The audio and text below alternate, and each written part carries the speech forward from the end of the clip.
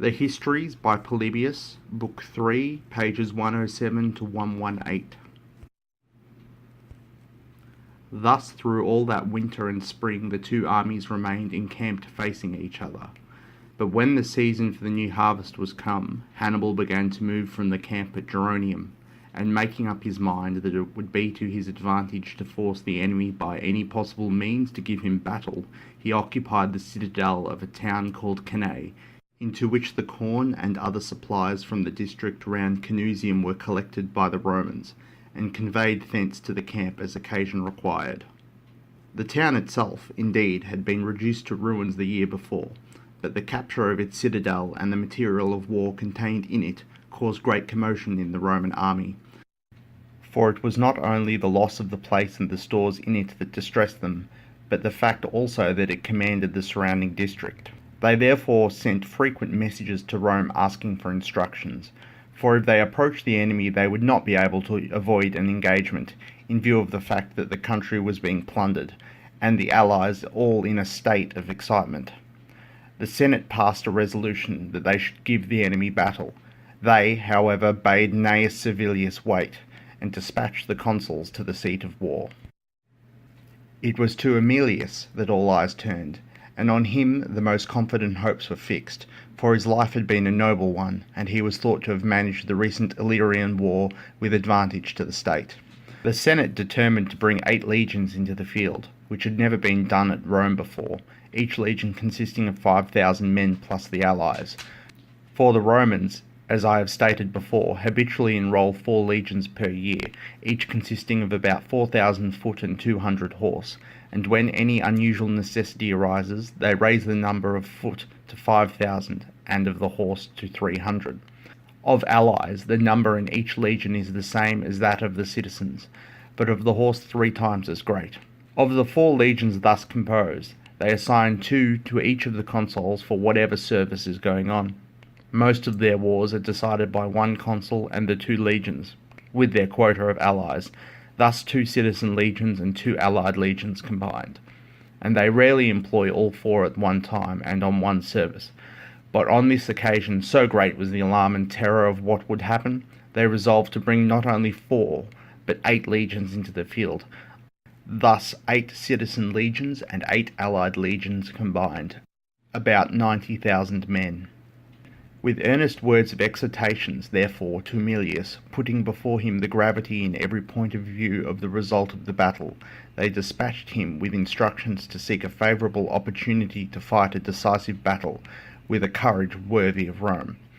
Having arrived at the camp and united their forces, they made known the will of the Senate to the soldiers, and Aemilius exhorted them to do their duty in terms which evidently came from his heart. He addressed himself especially to explain and excuse the reverses which they had lately experienced, for it was on this point particularly that the soldiers were depressed and stood in need of encouragement. The causes, he argued, of their defeats in former battles were many, and could not be reduced to 1 or 2, but those causes were at an end, and no excuse existed now, if they only showed themselves to be men of courage, for not conquering their enemies.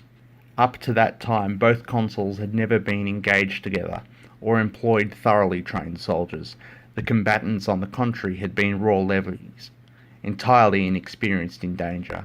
and what was most important of all, they had been entirely ignorant of their opponents, that they had been brought into the field and engaged in a pitched battle with an enemy that they had never once set eyes upon.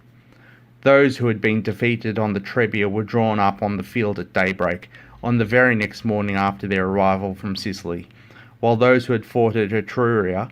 at the Battle of Lake Trasimene, not only had never seen the enemy before,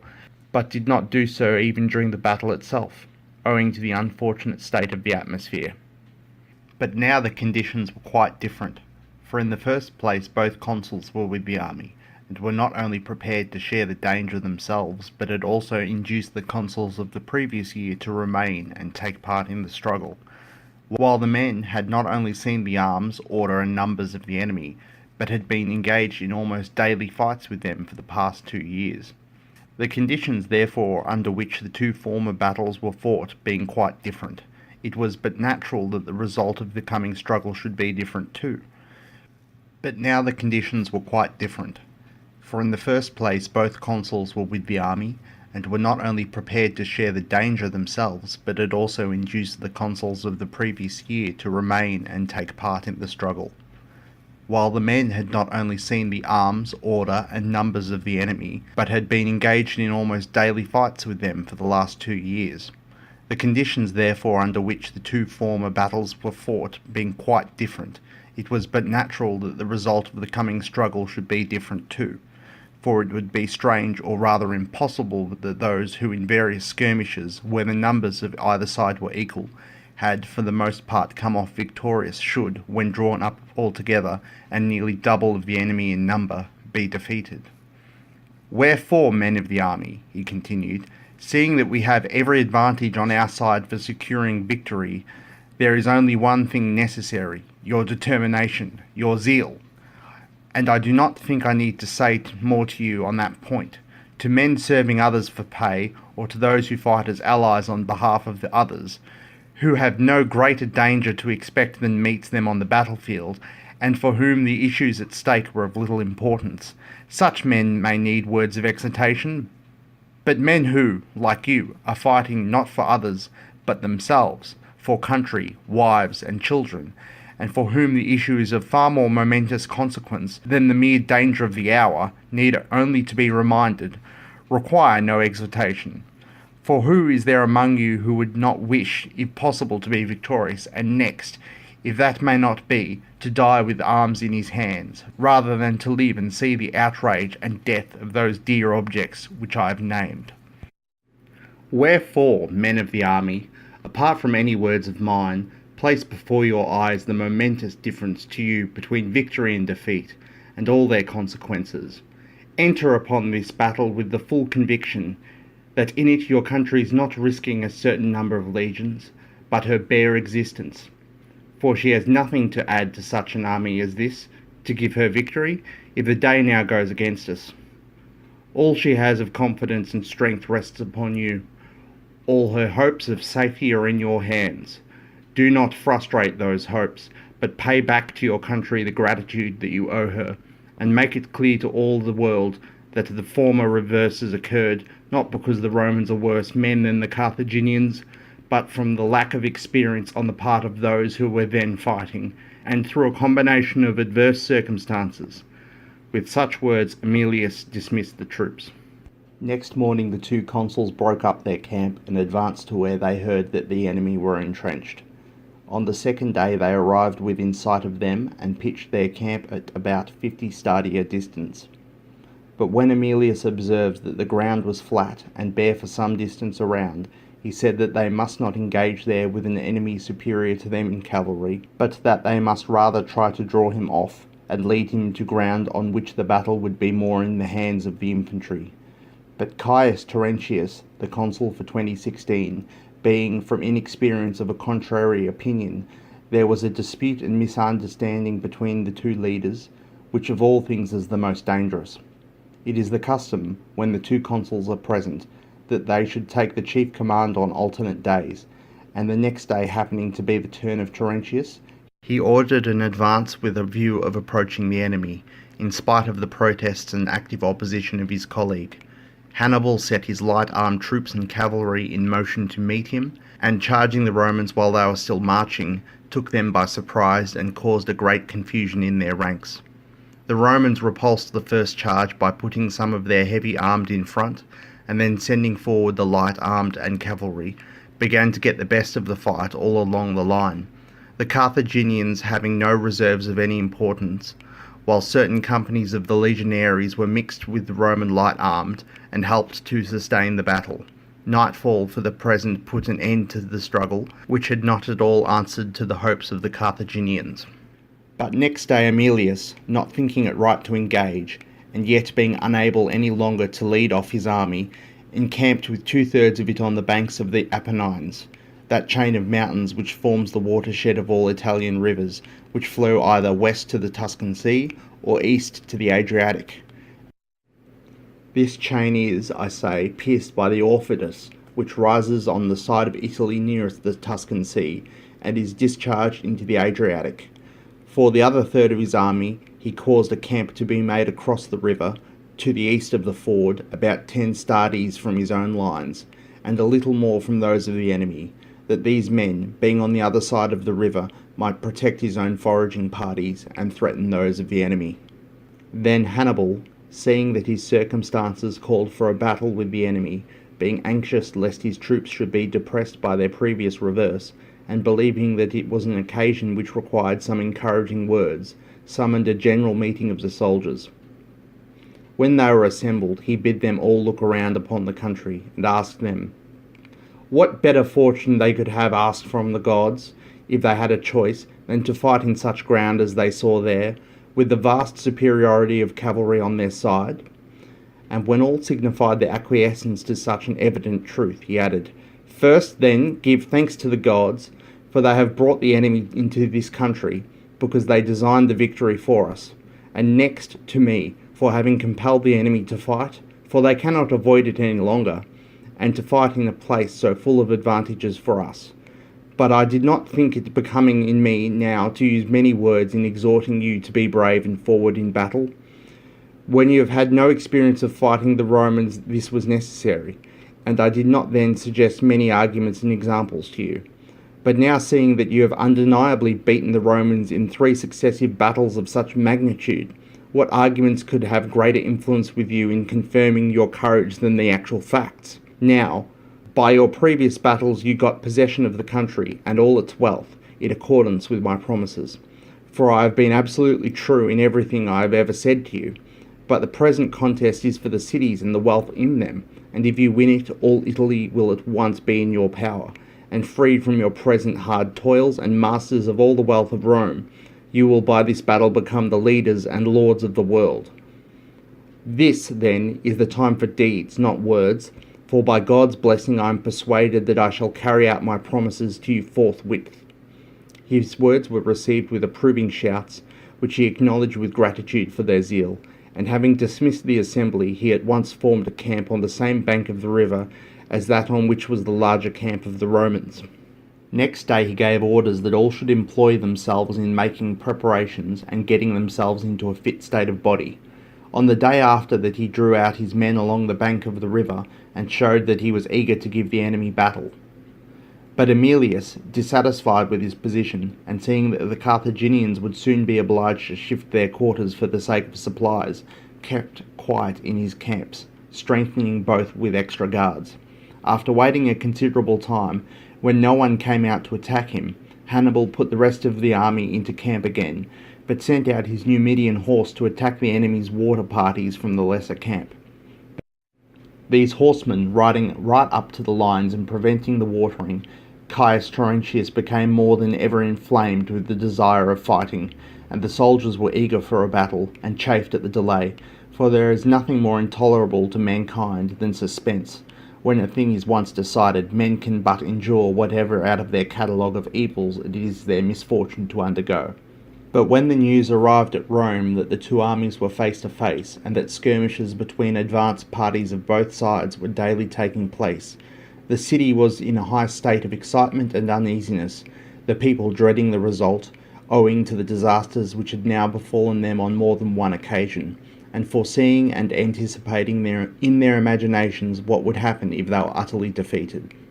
All the oracles preserved at Rome were in everybody's mouths, and every temple and house was full of prodigies and miracles, in consequence of which the city was one scene of vows, sacrifices, supplicatory processions, and prayers.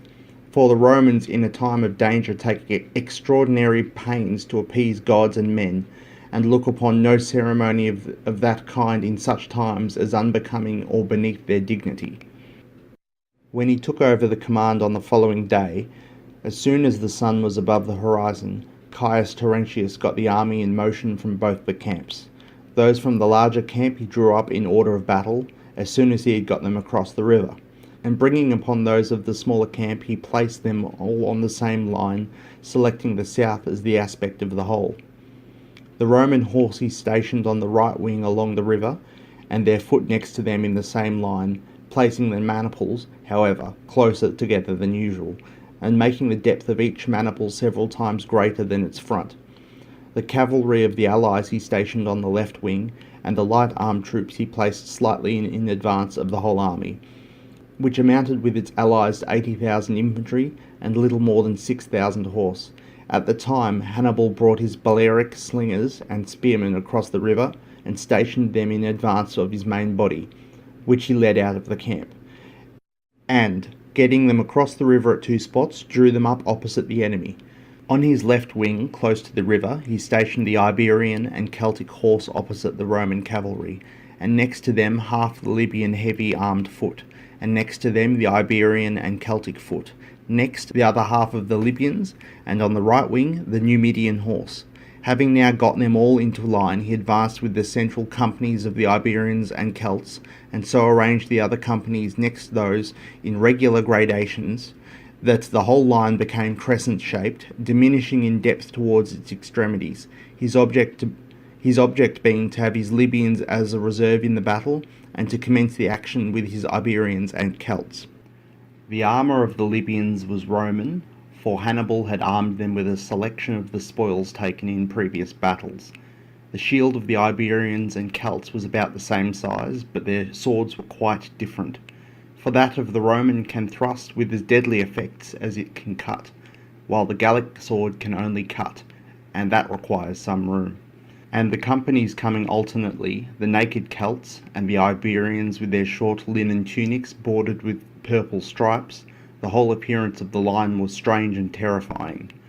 The whole strength of the Carthaginian cavalry was 10,000, but that of their foot was not more than 40,000, including the Celts. Aemilius commanded on the Roman right, Caius Terentius on the left, Marcus Atilius and Gnaeus Servilius, the consuls of the previous year, on the centre. The left of the Carthaginians was commanded by Hasdrubal, the right by Hanno, the centre by Hannibal in person, attended by his brother Mago. And as the Roman line faced the south, as I said before, and the Carthaginian the north, the rays of the rising sun did not inconvenience either of them. The battle was begun by an engagement between the advanced guard of the two armies, and at first the affair between these light-armed troops was indecisive. But as soon as the Iberian and Celtic cavalry got at the Romans, the battle began in earnest, and in the true barbaric fashion, for there was none of the usual formal advance and retreat. But when they once got to close quarters, they grappled man to man, and dismounting from their horses, fought on foot. But when the Carthaginians had got the upper hand in this encounter, and killed most of their opponents on the ground, because the Romans all maintained the fight with spirit and determination, and began chasing the remainder along the river, slaying as they went along and giving no quarter. Then the legionaries took the place of the light-armed and closed with the enemy. For a short time the Iberian and Celtic lines stood their ground and fought gallantly, but presently overwhelmed by the weight of the heavy-armed lines, they gave way and retired to the rear, thus breaking up the crescent. The Roman maniples followed up with spirit and easily cut their way through the enemy's line. Since the Celts had drawn up in a thin line, while the Romans had closed up from the wings towards the centre and the point of danger, for the two wings did not come into action at the same time as the centre, but the centre was first engaged because the Gauls, having been stationed on the arc of the crescent, had come into contact with the enemy long before the wings, the convex of the crescent being towards the enemy. The Romans, however, going in pursuit of these troops and hastily closing in towards the centre and the part of the enemy which was giving ground, advanced so far that the Libyan heavy-armed troops on either wing got on their flanks. Those on the right, facing to the left, charged from their right upon the Roman flank, while those who were on the left wing faced to the right, and, dressing by the left, charged their right flank, the exigency of the moment suggesting to them what they ought to do. Thus it came about, as Hannibal had planned, that the Romans were caught between the two hostile lines of Libyans, thanks to their impetuous pursuit of the Celts. Still they fought, though no longer in line, yet singly or in maniples, which faced to meet those who had charged them on the flanks. Though he had been from the first on the right wing, and had taken part in the cavalry engagement, Lucius Aemilius still survived. Determined to act up to his own exhortatory speech, and seeing that the decision of the battle rested mainly on the legionaries, Riding up to the centre of the line, he led the charge himself and personally grappled with the enemy, at the same time cheering on and exhorting his soldiers to the charge. Hannibal, on the other side, did the same, for he too had taken his place on the centre from the commencement. The Numidian horse on the Carthaginian right were meanwhile charging through the cavalry on the Roman left, and though, from the peculiar nature of their mode of fighting, they neither inflicted nor received much harm, they yet rendered the enemy's horse useless by keeping them occupied, and charging them first on one side and then another. But when Hasdrubal, after all but annihilating the cavalry by the river, came from the left to the support of the Numidians, the Roman allied cavalry, seeing his charge approaching, broke and fled. At that point Hasdrubal appeared to have acted with great skill and discretion. Seeing the Numidians to be strong in number, and more effective and formidable to troops that had once been from their ground, he left the pursuit to them, while he himself hastened to the part of the field where the infantry were engaged, and brought his men up to support the Libyans. Then, by charging the Roman legions on the rear, and harassing them by hurling squadron after squadron upon them at many points at once, he raised the spirit of the Libyans, and dismayed and depressed that of the Romans. It was at this point that Lucius Aemilius fell, in the thick of the fight, covered with wounds. A man who did his duty to his country at that last hour of his life, as he had throughout its previous years, if any man ever did. As long as the Romans could keep an unbroken front, to turn first in one direction and then in another to meet the assaults of the enemy, they held out. But the outer files of the circle continually falling, and the circle becoming more and more contracted, they at last were all killed on the field, and among them Marcus Attilius and Gnaeus Servilius, the consuls of the previous year, who had shown themselves brave men and worthy of Rome on the battlefield. While this struggle and carnage were going on, the Numidian horse were pursuing fugitives, most of whom they had cut down or hurled from their horses. But some few escaped to Venusia, among whom was Caius Terentius, the consul, who thus sought a flight as disgraceful to himself as his conduct in office had been disastrous to his country. Such was the end of the Battle of Cannae, in which both sides fought with the most conspicuous gallantry, the conquered no less than the conquerors. This is proved by the fact that, out of the 6,000 horse, only 70 escaped with Caius Terentius to Venusia, and about 300 of the allied cavalry to various towns in the neighbourhood. Of the infantry, 10,000 were taken prisoners in fair fight, but were not actually engaged in the battle. Of those who were actually engaged, only about 3,000 perhaps escaped to the towns of the surrounding district. All the rest died nobly, to the number of 70,000, the Carthaginians being on this occasion, as on the previous ones, mainly indebted for their victory to their superiority in cavalry. A lesson to posterity that in actual war it is better to have half the number of infantry and the superiority in cavalry than to engage your enemy with an equality in both. On the side of Hannibal there fell 4,000 Celts, 1,500 Iberians and Libyans, and about 200 horse. The 10,000 Romans who were captured had not, as I said, been engaged in the actual battle, and the reason was this. Lucius Aemilius left 10,000 infantry in his camp that, in the case Hannibal should disregard the safety of his own camp and take his whole army into the field, they might seize the opportunity, while the battle was going on, of forcing their way in and capturing the enemy's baggage. Or, if on the other hand, Hannibal should, in view of this contingency, leave a guard in his camp, the number of the enemy in the field might thereby be diminished. These men were captured in the field in the following circumstances. Hannibal, as a matter of fact, did leave a significant guard in his camp, and as soon as the battle began, the Romans, according to their instructions, assaulted and tried to take those thus left by Hannibal. At first they held their own, but just as they were beginning to waver, Hannibal, who was by this time gaining a victory all along the line, came to their relief, and routing the Romans, shut them up in their own camp, killing 2,000 of them, and took all the rest prisoners. In like manner the Numidian horse were brought in all those who had taken refuge in the various strongholds about the district, amounting to 2,000 of the routed cavalry. The result of this battle, such as I have described it, had the consequence which both sides expected, for the Carthaginians by their victory were thenceforth masters of nearly the whole of the Italian coast, which is called Magna Graecia. Thus the Tarentines immediately submitted, and the Apani and some of the Campanian states invited Hannibal to come to them, and the rest were with one consent turning their eyes to the Carthaginians, who accordingly began now to have high hopes of being able to carry even Rome itself by assault. On their side, the Romans, even after this disaster, despaired of retaining supremacy over the Italians, and were in the greatest alarm, believing their own lives and the existence of their city to be in danger, and every moment expecting Hannibal would be upon them. For, as though fortune herself were in league with the disasters that had already befallen them to fill up the measure of their ruin, it happened that only a few days afterwards, while the city was still in panic, the praetor who had been sent to the Gaul fell unexpectedly into an ambush and perished, and his army was utterly annihilated by the Celts. In spite of all, however, the Senate left no means untried to save the state. It exhorted the people to fresh exertions, strengthened the city with guards, and deliberated on the crisis in a brave and manly spirit, and subsequent events made this manifest.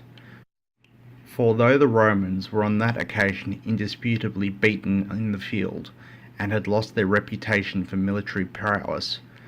by the peculiar excellence of their political constitution and the prudence of their counsels, they had not only recovered their supremacy over Italy by eventually conquering the Carthaginians, but before very long became masters of the whole world.